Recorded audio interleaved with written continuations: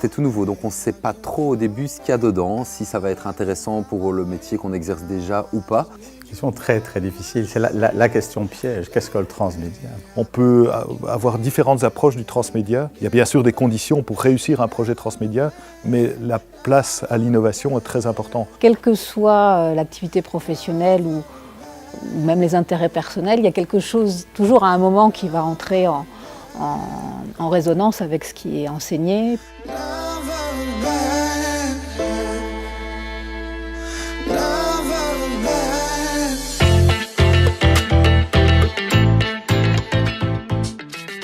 On a nos deux coachs qui sont là pour nous aider, pour nous ouvrir vers de nouveaux horizons et pour trouver aussi, je pense, tous les intervenants qui viennent nous parler.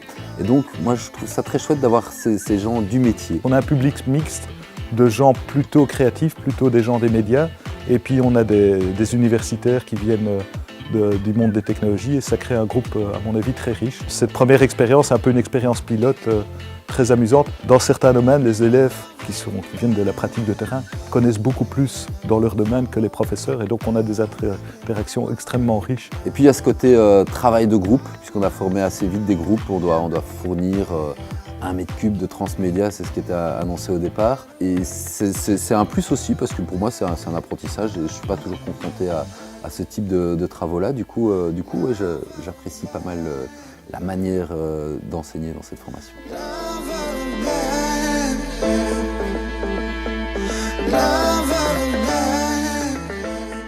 Un certificat, ça s'adresse plutôt à des gens dans la vie active.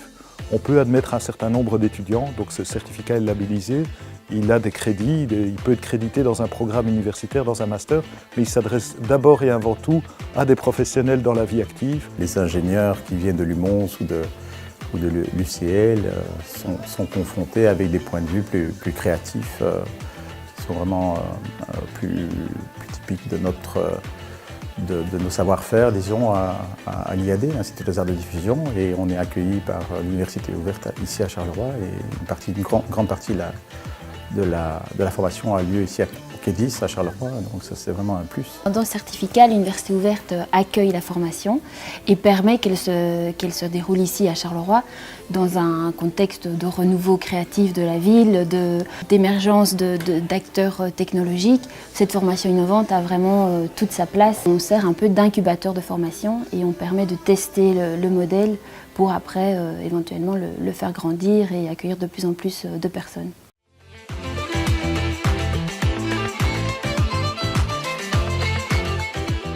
Notre rêve, c'est qu'en sortie du certificat transmédia, un certain nombre de projets puissent même se transformer en start-up ou en nouveaux produits pour les participants. Donc on est un peu dans un esprit qui mixe à la fois apprentissage par projet, enseignement et innovation, voire même start-up. Ah, je vous le dirai à la fin de l'année, mais le transmédia, c'est essayer de créer un univers narratif qui va du coup dépendre de plusieurs médias, qui va être transmédia, qui va intégrer plusieurs médias qui seront cohérents tous ensemble pour avoir cette histoire, cet univers. Et du coup, le transmédia, ça peut aller dans plein de domaines. Ça peut être dans la pub, ça peut être dans plein de domaines. Donc voilà, je recommande.